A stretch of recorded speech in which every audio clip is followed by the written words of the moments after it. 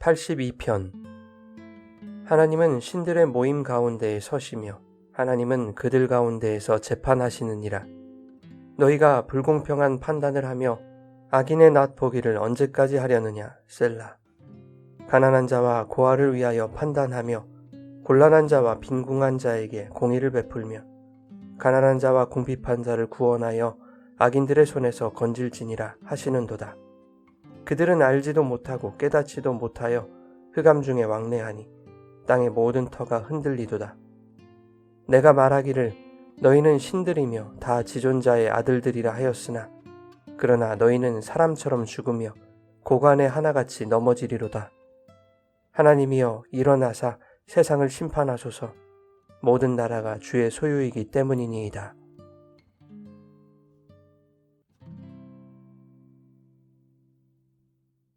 여러분 좋은 아침입니다. 오늘도 말씀의 은혜가 여러분의 삶에 풍성히 임하기를 소망합니다. 시편 82편은 세상 권세자들에 대한 하나님의 심판을 말하고 있습니다. 1절은 이렇게 시작합니다. 하나님은 신들의 모임 가운데에 서시며 그들 가운데에서 재판하신다. 세상의 신은 오직 유일하신 하나님밖에 존재하지 않습니다. 그럼에도 불구하고 다른 신이 있는 것처럼 말씀하고 있는 것은 신들이라는 표현이 초자연적인 존재를 말하는 것이 아니라 신이라고 불리는 세상의 왕들이나 권세자들을 의미하는 것입니다. 고대 이스라엘에서 재판은 하나님의 공의를 대리하는 거룩한 행위로 여겨졌습니다. 그런데 본문에서 하나님이 이 재판자들의 심판자로 서 계시는 것입니다. 하나님의 공의를 외면하고 구분 재판을 하는 자들에 대해 책임을 물으시려는 것이죠. 그 내용이 2절부터 4절에 기록되어 있습니다. 너희가 불공평한 판단을 하며 악인의 낫 보기를 언제까지 하려느냐. 가난한 자와 고아를 위하여 판단하며 곤란한 자와 빈궁한 자에게 공의를 베풀며 가난한 자와 궁핍한 자를 구원하여 악인의 손에서 건질지니라 하시는도다. 하나님은 불의한 재판자들을 꾸짖으십니다. 그들은 약자를 외면하고 힘있고 부유한 자들에게 아첨하며 불공정한 재판을 행했습니다. 고대 사회에서 고아, 과부, 나그네는 사회적 보호망이 없는 가장 약한 자들이었습니다. 하나님의 공의와 정의는 이러한 약자들을 외면하지 않는 것이었습니다. 신명기 10장 18절에도 이렇게 말씀합니다. 하나님은 고아와 과부를 위하여 정의를 행하시며 나그네를 사랑하여 그에게 떡과 옷을 주시나니 너희는 나그네를 사랑하라. 전에 너희도 애굽 땅에서 나그네 되었음이니라. 약자를 보호하고 소외받는 자들에게 사랑으로 행하는 것이 하나님의 정의이고 권세자들은 이러한 하나님의 마음으로 재판해야 했습니다.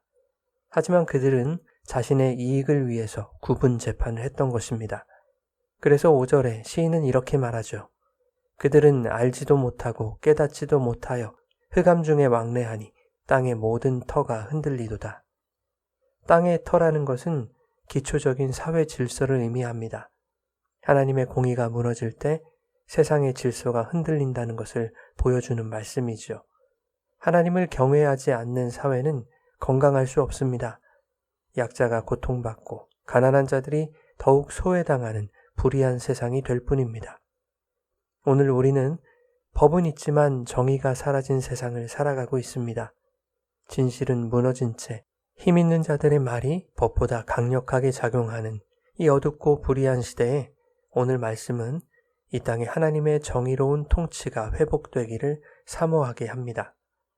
한편 6절과 7절은 인간의 교만함과 세상 권세의 한계를 보여줍니다. 내가 말하기를 너희는 신들이며 다 지존자의 아들들이라 하였으나 너희는 사람처럼 죽으며 고관에 하나같이 넘어지리로다. 하나님이 세상의 권세자들을 신들이라고 부르셨다는 것은 그들을 하나님과 같은 신으로 인정한다는 것이 아니라 하나님의 대리자로서 그분의 뜻을 세상에 나타내야 할 자로 부르셨다는 의미입니다. 그런데 그들은 그것을 잊고 자신을 신격화하며 자신이 법과 정의의 기준인 양 군림했습니다. 그들에게 하나님은 너희가 아무리 힘이 있고 높은 자리에 있다 할지라도 죽음을 피할 수 없는 한낱 피조물에 불과하다고 말씀하고 있는 것이죠. 시인은 마지막 절에 이렇게 말합니다. 하나님이 일어나사 세상을 판단하소서. 모든 나라가 주의 소유입니다.